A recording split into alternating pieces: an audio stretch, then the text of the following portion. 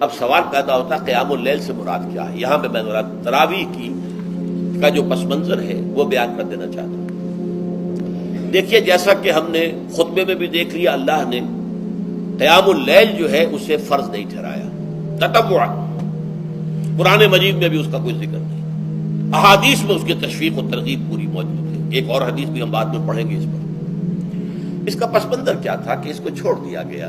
اب ظاہر بات ہے مسلمانوں میں کمزور بھی ہیں، مسلمانوں میں وہ مزدوری کرنے والے بھی ہیں، روزہ تو فرض ہے ان پر، چاہے مئی کا مہینہ ہے اور گندم کاٹنی ہے، روزہ تو پھر بھی رکھنا ہوگا، یہ سب کچھ، لیکن یہ کہ رات کو پھر کھڑے رہنا ان کے لیے جاگنا ممکن نہیں ہے، لہذا ان کے اوپر یہ چیز فرض نہیں۔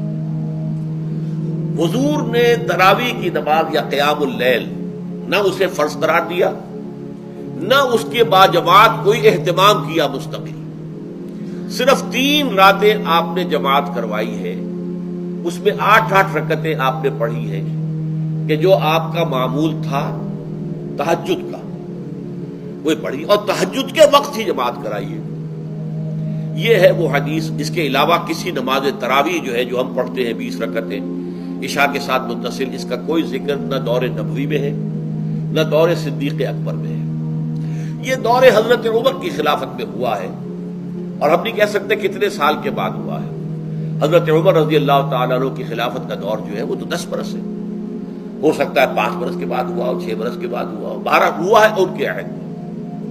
حضرت عمر ایک مرتبہ مسجد میں داخل ہوئے، مسجد نبوی میں، تو دیکھا کہ کچھ لوگ 8 10 12 جو ہے وہ ایک جو ہے حافظ کے پیچھے کھڑے ہوئے اور قرآن سن رہے ہیں، کچھ دوسرے کونے میں کھڑے ہیں، کچھ کہیں اور کھڑے ہیں، مختلف جماعتیں ہو رہی ہیں۔ تو انہوں نے سوچا کہ کیوں نہ ان سب کو ایک امام کے پیچھے جمع کر دیا جائے، اور اس کے لیے لوگوں کی سہولت کے لیے عشاء کے ساتھ متصل رکھ دیا جائے، اس لیے کہ تہجد کے وقت اٹھنا جو ہے وہ تو ہر کس و ناقص کا کام نہیں ہے، کہ عشاء کے بعد اگر تھوڑا سا اضافی وقت ہو صرف تو یہ ہر شخص کر لے گا، مزدور بھی کر لے گا۔ لہذا آپ نے یہ نظام تجویز فرمایا کہ عشاء کے متصلاً بعد 20 رکعت نماز پڑھی جائے اور ایک امام کے پیچھے پڑھی جائے۔ یہ گویا کہ اجتہاد ہے حضرت عمر رضی اللہ تعالی عنہ، اس کو آپ نے خود بدعت بھی قرار دیا ہے، لیکن بدعت حسنہ۔ بدعت کس اعتبار سے؟ لغوی اعتبار سے، نئی بات، اس لیے کہ حضور کے زمانے میں نہیں تھی، تو یہ اس طریقے سے ایک نئی بات ہے، لیکن یہ بات چونکہ بہت اچھی ہے، بہت عمدہ ہے۔ آپ جب یہ نظام چل پڑا تو ایک دن مسجد میں آئے، دیکھا کہ بڑی بھری مسجد ہے، صحابہ کھڑے ہیں اور ایک امام کے پیچھے قرآن سن رہے ہیں۔ آپ نے فرمایا نعم البدعۃ ھذہ، یہ جو ہم نے نئی بات شروع کی ہے یہ بہت اچھی ہے، بہت عمدہ ہے۔ اب یہاں سے فرق واقع ہو گیا ہے۔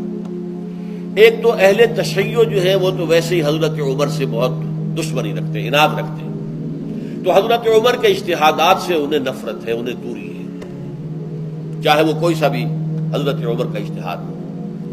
ہمارے ہاں اہل حدیث حضرات بھی در حقیقت حضرت عمر یا کسی اور خلیفہ راشد کے فعل کو وہ سمجھتے ہیں کہ یہ ایگزیکٹو آرڈرز ہیں، یہ ہمیشہ کے لیے نہیں ہے۔ حضرت عمر نے اپنے دور میں ایک نظام قائم کیا، ان کے دور کے لیے ٹھیک تھا، یہ ہمیشہ کے لیے نہیں ہے۔ ہمیشہ کے لیے وہ 8 ہی رکعتوں کے قائل ہیں، وہ تہجد والے، لیکن اس میں بہرحال انہوں نے بھی خود یہ اضافہ کیا ہے کہ وہ 8 رکعتیں وہ عشاء کے ساتھ متصل پڑھتے ہیں، تہجد کے وقت تو نہیں پڑھتے۔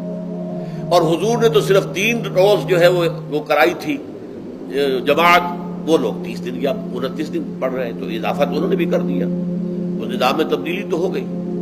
لیکن اہل سنت جو کہلاتے ہیں، ہمارے جو 4 جو ہیں، جو ہمارے مسلک ہیں، حنفی، مالکی، شافعی، حنبلی، ان کا اتفاق ہے اس پر حضرت عمر کا، کیونکہ ان کے سامنے اصول یہ ہے کہ حضور نے فرمایا علیکم بسنتی وسنت الخلفاء الراشدین المہدیین، تم پر لازم ہے کہ میری سنت کو پکڑو مضبوطی کے ساتھ، اور میرے خلفاء راشدین مہدیین جو ہیں ان کی سنت کو پکڑو۔ اس اصول سے یہ 4 فقہیں جو ہیں حضرت عمر کے اجتہادات جو ہیں ان کو بھی پابندی سمجھتے ہیں کہ تمام عمر کے لیے قیامت تک کے لیے امت مسلمہ پر ان کی پیروی لازم ہے، لہذا اس میں اجماع ہے۔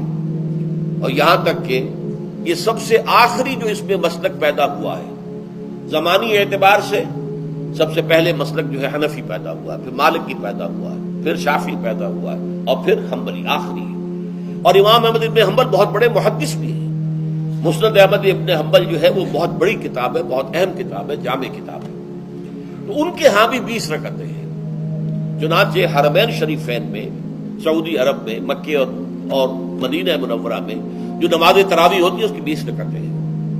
لیکن اہل حدیث حضرات جو ہے وہ اس 8 کے اوپر اکتفا کرتے ہیں. بہرحال یہ ایک اختلاف ہے جو میں نے اس کا پس منظر بیان کر دیا. لیکن اس 20 رکعت نماز سے ادا کرنے سے، جو کہ زیادہ سے زیادہ 50 منٹ یا 1 گھنٹہ لگتا ہے، اس سے وہ قیام اللیل کا حق ادا نہیں ہوتا. قیام اللیل کا تو کچھ اور ہی تقاضا ہے. قیام کسے کہتے ہیں؟ یہ سورہ مزمل سے واضح ہوتا ہے. یا ایھا المزمل قم اللیل الا قلیلا نصفہ او انقص منہ قلیلا او زد علیہ ورتل القرآن ترتیلا. آدھی رات یا آدھی رات سے کچھ کم، یعنی تہائی رات، یا آدھی رات سے کچھ زائد، 2/3 رات، یہ ہے قیام اللیل.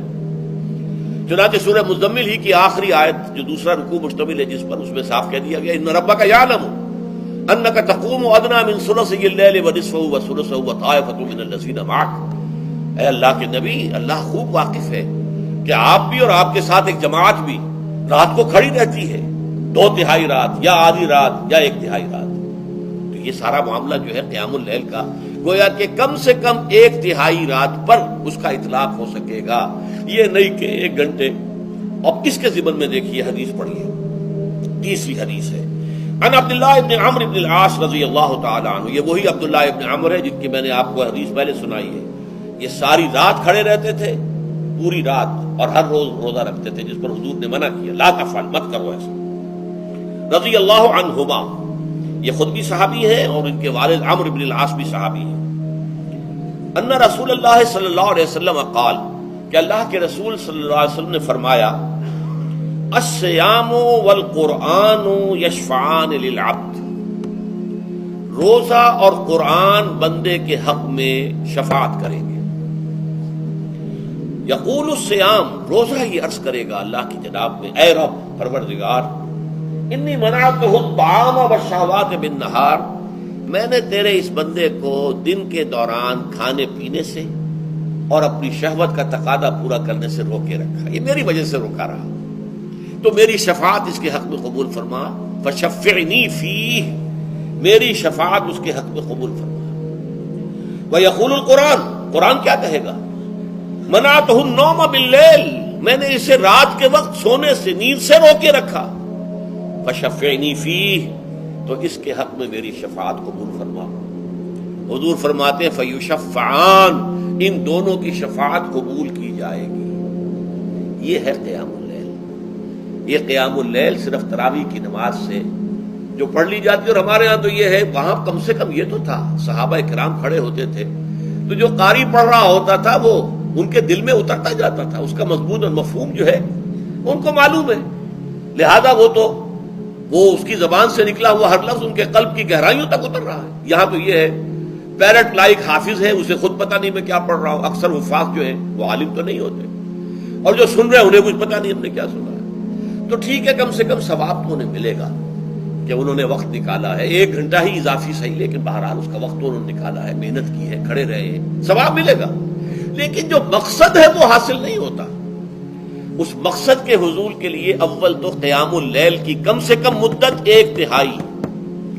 اگر کوئی شخص فرض کیجئے کہ اس کے ہاں کوئی اور انتظام نہیں ہے، جیسا کہ ہمارے ہاں ہم نے انتظام کیا ہے، بڑے بڑے شہروں میں دورہ ترجمہ قرآن، اس میں ہمیں 5 گھنٹے لگ جاتے، نصف شب کے قریب جو ہے معاملہ ہو جاتا.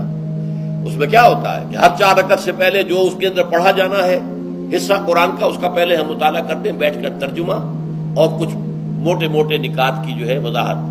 پھر کھڑے ہو گئے اور قاری صاحب کے پیچھے 4 رکعتوں کے اندر وہ 4 رکوع یا جتنے بھی ہیں پڑھ لی، سن لی، پھر بیٹھ گئے 4 کے بعد پھر اگلی 4 رکعتوں کے اندر جو کچھ پڑھا جانے والا ہے اس کا ترجمہ، اس کی تفہیم ہو گئی، پھر کھڑے ہو گئے، پھر سن لیا. اس طریقے سے 5-6 گھنٹے میں تراویح ختم ہوئی. تو تراویح بھی ہو گئی، حضرت عمر کے اجتہاد پر عمل بھی ہو گیا، 20 تراویح ہو گئی. لیکن یہ ہے کہ اس کے ساتھ جو اصل غرض و غایت ہے قیام اللیل کی، وہ بھی حاصل ہوئی. یہ ہم نے 17 سال پہلے شروع کیا تھا یا 18 سال پہلے، اور وہ انشاءاللہ اللہ کے فضل و کرم سے اب چل رہا ہے. بڑے بڑے شہروں میں ہو رہا ہے، لاہور میں جن مقامات پر ہو رہا ہے وہ تازہ جو ندائے خلافت ہے اس کے اندر آپ اس کی فہرست